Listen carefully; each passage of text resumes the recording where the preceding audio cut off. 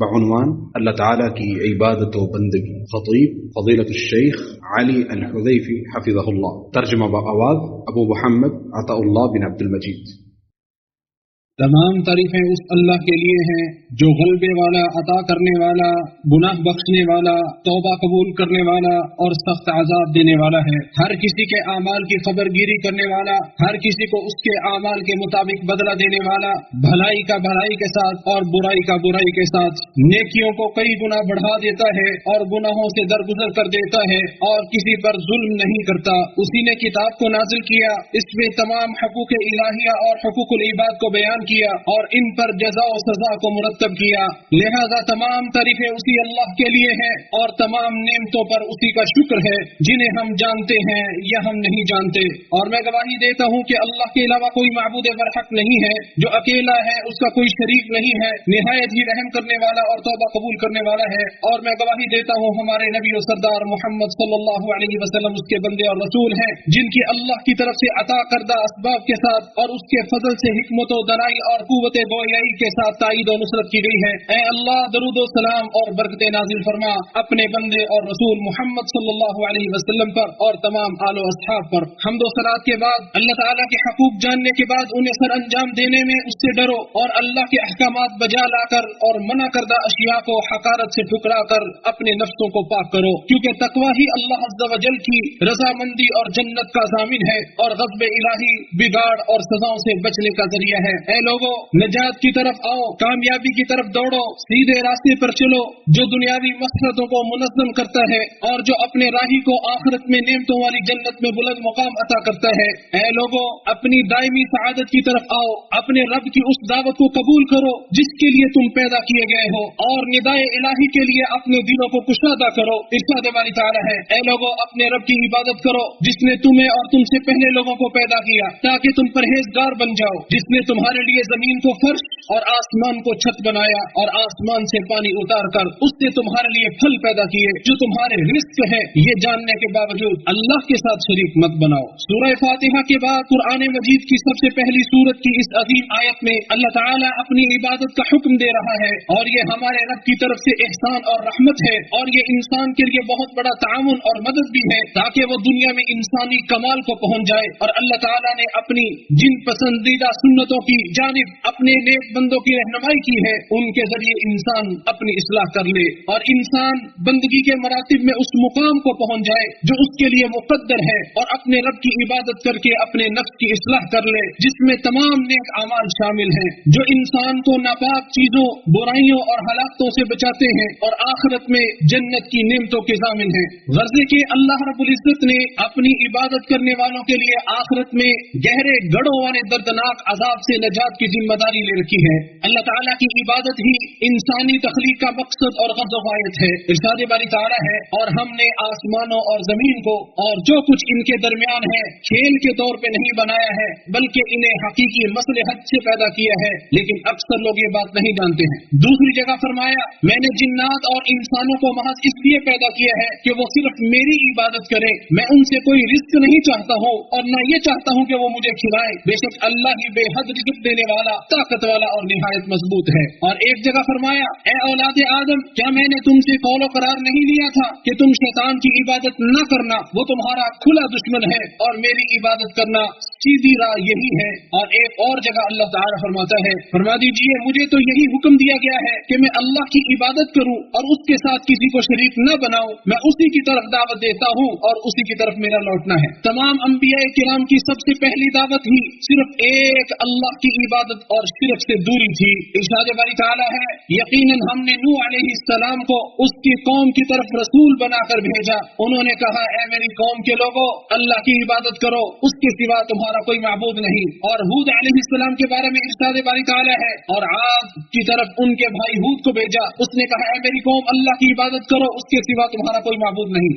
عبداللہ بن عباس رضی اللہ عنہما کی روایت ہے کہ جب نبی صلی اللہ علیہ وسلم نے معاذ بن جبل رضی اللہ عنہ کو یمن یمن کی طرف بھیجا تو فرمایا تم ایسی قوم کے پاس جا رہے ہو جو اہل کتاب ہے، لہذا تم سب سے پہلے انہیں اللہ کی عبادت کی طرف بلانا۔ اسے امام بخاری اور مسلم نے روایت کیا ہے۔ اللہ تعالیٰ نے ہمیں جن عبادات کا حکم دیا ہے اور جن محرمات سے منع کیا ہے وہ اللہ رب العالمین کے ہم پر بعض حقوق ہیں، کیونکہ اللہ تعالیٰ کا بندوں پر یہ حق ہے کہ ہمیشہ اس کا ذکر کیا جائے، اسے کبھی فراموش نہ کیا جائے، اسی کی اطاعت کی جائے، کبھی نافرمانی نہ کی جائے، نعمتوں پر اسی کا شکر ادا کیا جائے، کبھی ناشکری نہ کی جائے، اور اپنی جان مال اور اہل و عیال سے بھی زیادہ اس سے محبت کی جائے، اور ہر چیز پر اس کی محبت کو فوقیت دی جائے، اور بندہ اس کے سامنے مکمل سرنگو اور جھکا رہے اور ہدایت پانے پر بہت زیادہ خوش ہو۔ اور اللہ تعالیٰ تمام عبادات کا مستحق ہے، کیونکہ اس کی ذات تمام طرح کی صفات جلال، اوصاف کمال، عظمت و کبریائی، رحمت اور ہر چیز پر قدرت کے ساتھ متصف ہے،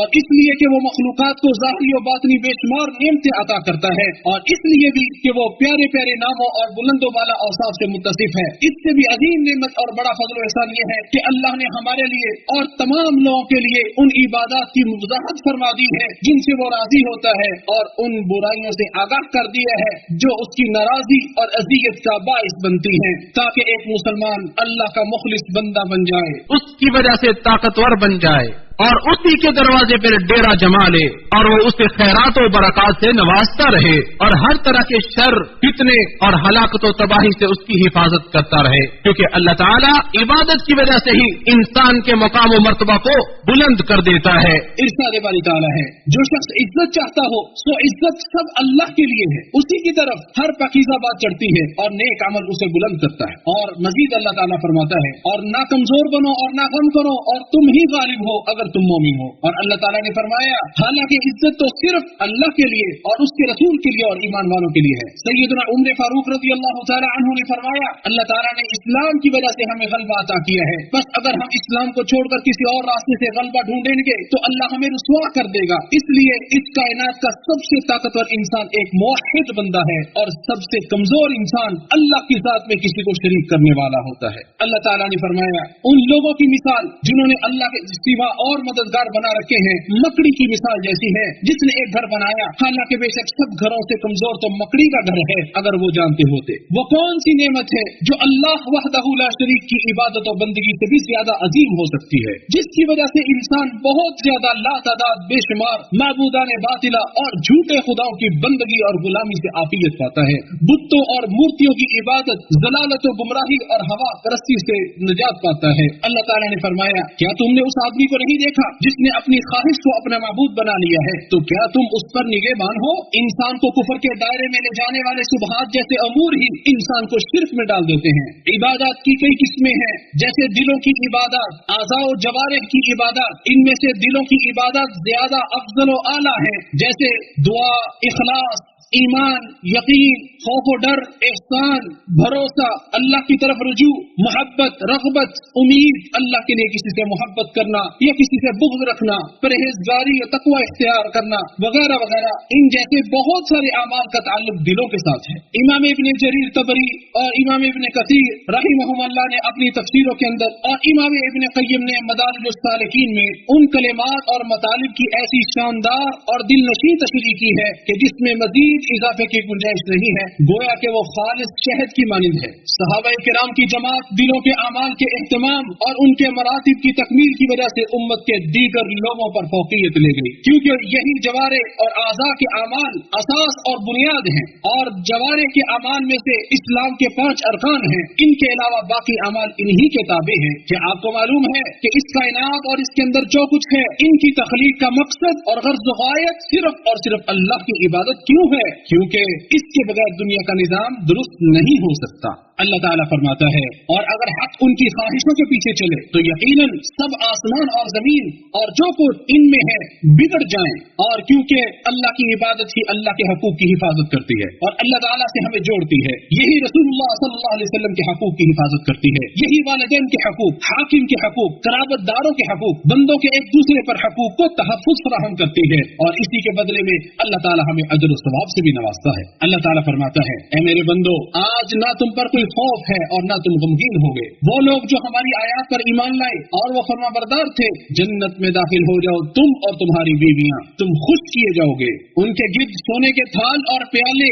लेकर फिरा जाएगा, उसमें वो चीज होगी जिसकी दिल ख्वाहिश करेंगे और आंखें लज्जत पाएंगी, और तुम इसमें हमेशा रहने वाले। और यही वो जन्नत है जिसके तुम वारिस बनाए गए हो, इसकी वजह से जो तुम अमल करते रहे। तुम्हारे लिए इसमें बहुत सी मेवे हैं जिनसे तुम खाते हो। और अल्लाह की इबादत सर अंजाम देने में लोगों के एक दूसरे से बढ़कर मुख्तलिफ दर्जात हैं। लोगों में से सबसे आला दर्जे पर फाइज वो शख्स है जो अमल करते वक्त रज़ाए इलाही और उसके सवाब दोनों को ही मद्देनजर रखता है। ये अंसार और मुहाजिरीन और एहसान के साथ उनके पैरोकारों का दर्जा व मुकाम है। इरशाद बारी ताला है, ये माल उन मुहताज घर बार छोड़ने वालों के लिए है जो अपने घरों और अपने मालों से निकाल बाहर किए गए। वो अल्लाह की तरफ से कुछ फजल और रजा तलाश करते हैं। इन्होंने अल्लाह के फजल से अपने नेक अमल में सवाब और अल्लाह की रजा दोनों को शामिल किया। इरशाद बारी ताला है, और अपने आप को उन लोगों के साथ रोके रखिए जो अपने रब को पहले और पिछले पहर पुकारते हैं, उसकी रजा चाहते हैं। और इरशाद बारी ताला है, अगर तुम मेरे रास्ते में जिहाद के लिए और मेरी रजा तलाश करने के लिए निकले हो, चुनाचे आपको भी अमल करते वक्त पहले रज़ाए इलाही और सवाब के मलहूज़े खातिर रखना चाहिए, ताकि आपका शुमार भी उन लोगों में से हो जाए जो अहसन तरीके से अंसार और मुहाजिरीन की पैरवी करने वाले हैं। और दूसरा दर्जा ऐसे शख्स का है जो अमल करते वक्त उसके सवाब को तो पेश नजर रखता है, लेकिन बसा औकात रज़ाए इलाही को मद्देनजर रखने में गाफिल रहता है, तो वो भी खैर के रास्ते पर ही गामजन है, जिसका उसे पूरा पूरा बदला दिया जाएगा। इरशाद बारी ताला है, और जिसने आखिरत का इरादा किया और उसके लिए कोशिश की जो उसके लायक है, जबकि वो मोमिन हो, तो यही लोग हैं जिनकी कोशिश हमेशा से कदर की हुई है। और तीसरा दर्जा व मुकाम उस शख्स का है जो बाज फर्ज अमाल में कोताही बरतता है और कुछ हराम कामों का भी इर्तिकाब कर लेता है, जिससे उसके अमाल तो ज़ाया नहीं होते। अगर उसी हालत में फौत हो गया तो वो अल्लाह के रहम करम पर है, अगर चाहे तो उस पर रहम कर दे और अगर चाहे तो उसके गुनाहों के मुताबिक उसे अजाब में मुब्तला कर दे। और सबसे आखिरी और खतरनाक चौथा दर्जा व मुकाम है जो ऐसे शख्स का है जो कभी इबादत करता है और कभी नहीं करता, फिर कभी करता है कभी छोड़ देता है। इसका मामला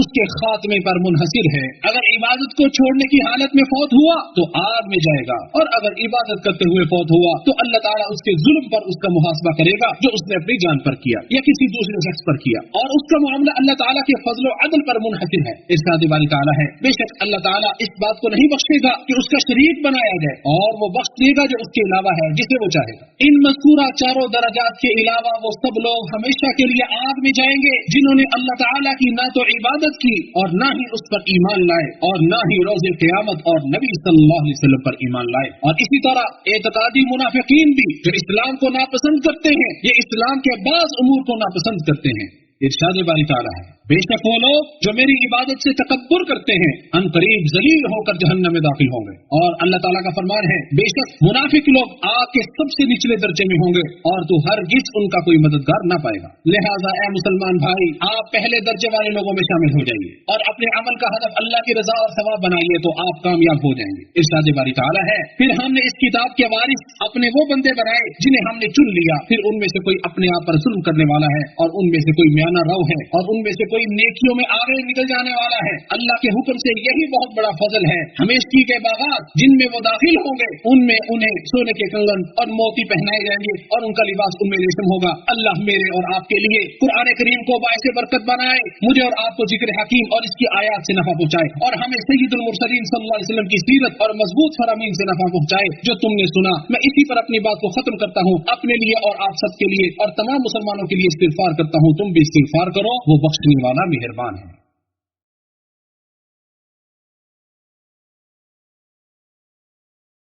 तमाम तारीफें अल्लाह रब्बुल आलमीन के लिए हैं जो यकता व अकेला है, न उसने किसी को जना है और न वो किसी से जना गया है और न ही कोई उसका हमसर है। और मैं गवाही देता हूँ अल्लाह के अलावा कोई माबूद बरहक नहीं, वही तन्हा है, इसका कोई शरीक नहीं, वही माबूद बरहक है और वो बेनियाज है। और मैं गवाही देता हूँ कि हमारे नबी और सरदार मोहम्मद सल्लल्लाहु अलैहि वसल्लम उसके बंदे और रसूल है। ऐ अल्लाह दुरूद और सलाम और बरकत नाज़िल फरमा अपने बंदे और रसूल मोहम्मद सल्लल्लाहु अलैहि वसल्लम पर जो इबादत गुजारों में सबसे अफजल है और आपकी आल और सहाबा किराम पर जो ہر موقع پر نیک کاموں میں سبقت کرنے والے تھے۔ حمد و ثنا کے بعد فرائض و واجبات کو انجام دے کر اور حرام کاموں سے دوری اختیار کر کے اللہ کا تقوی اختیار کرو، کیونکہ جو تقوی الہی اختیار کرے گا اللہ تعالیٰ اس کے سارے معاملات کو آسان کر دے گا، اسے تباہ کن اعمال اور ہر قسم کے شر سے محفوظ رکھے گا۔ اللہ کے بندو، نیک اعمال کو سر انجام دو اور اللہ کے بارے میں حسن ظن رکھو۔ بے شک کامیاب وہ شخص ہے جو اللہ تعالیٰ کی عبادت کرتا ہے، نیک اعمال کو بجا لاتا ہے اور اپنے پروردگار کے متعلق حسن ظن رکھتا ہے۔ ارشاد باری تعالیٰ ہے، بے شک جو لوگ ایمان لائے اور انہوں نے ہجرت کی اور اللہ کے راستے میں جہاد کیا وہی اللہ کی رحمت کی امید رکھتے ہیں اور اللہ بے حد بخشنے والا نہایت رحم کرنے والا ہے۔ اور حدیث قدسی میں اللہ تعالیٰ فرماتا ہے، میں اپنے بندے کے گمان کے قریب ہوتا ہوں جو وہ میرے متعلق رکھتا ہے، اور وہ شخص خسارے اور گھاٹے میں ہے جو برے اعمال کا ارتکاب کرے اور نیک اعمال سر انجام دیے بغیر اللہ تعالیٰ سے امیدیں باندھے رکھے۔ ارشاد باری تعالیٰ ہے، جس دن منافق مرد اور عورتیں ان لوگوں سے کہیں گے جو ایمان لائے، ہمارا انتظار کرو کہ ہم تمہاری روشنی سے کچھ روشنی حاصل کر لیں، کہا جائے گا اپنے پیچھے لوٹ جاؤ، بس کچھ روشنی تلاش کرو۔ پھر ان کے درمیان ایک دیوار حائل کر دی جائے گی جس میں ایک دروازہ ہوگا، اس کی اندرونی جانب اس میں رحمت ہوگی اور اس کی بیرونی جانب اس کی طرف عذاب ہوگا۔ وہ انہیں آواز دیں گے، کیا ہم تمہارے ساتھ نہ تھے؟ وہ کہیں گے کیوں نہیں، لیکن تم نے اپنے آپ کو فتنے میں ڈالا اور تم انتظار کرتے رہے اور تم نے شک کیا اور جھوٹی آرزوؤں نے تمہیں دھوکہ دیا، یہاں تک کہ اللہ کا حکم آ گیا اور اس دغا باز نے تمہیں اللہ کے بارے میں دھوکہ دیا۔ لہذا تم بہترین طریقے سے عبادت کرو اور اللہ عز و جل پہ بھروسہ کرو جو کہ بہت زیادہ سخی اور بڑا مہربان ہے۔ اے اللہ تو اسلام اور مسلمانوں کو غلبہ عطا فرما، عزت عطا فرما، شرک اور اہل شرک کافروں